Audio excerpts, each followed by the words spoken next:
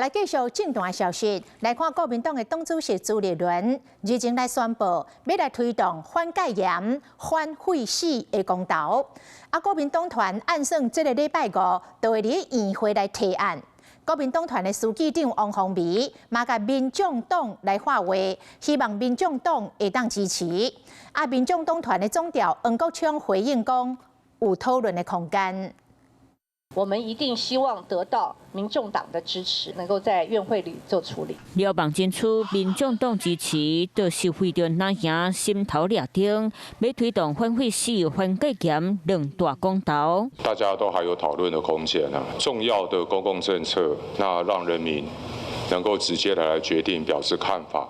那这是一个民主的展现。黄国昌讲到真保守，只是国民党推两项公投，民进党立委沈炳雄列出时间点，讲2024年里过，国民党化民生法案优先，煞伫咧3月提起表示国会做中会来解释，6月搁一摆化民生优先。不过国民党若提起过去不当动产条例和离岛建设的条例，真侪行为，互沈炳雄讲国民党的民生真特别。希望蓝白合。 是在福国利民的议案上合作，争取基层的支持，这是我们唯一能够迎战罢免的途径。对抗罢免正面竞争，国民党可能伫咧这个拜公议会提案变更议程，处理公投提案进行表决。国民党必须要诉诸民主，提出反废死、反戒严的公投。在一个黑暗的房间找2只不存在的黑猫，这是心中充满了焦虑跟偏见。希望朱主席了解，难道您累了吗？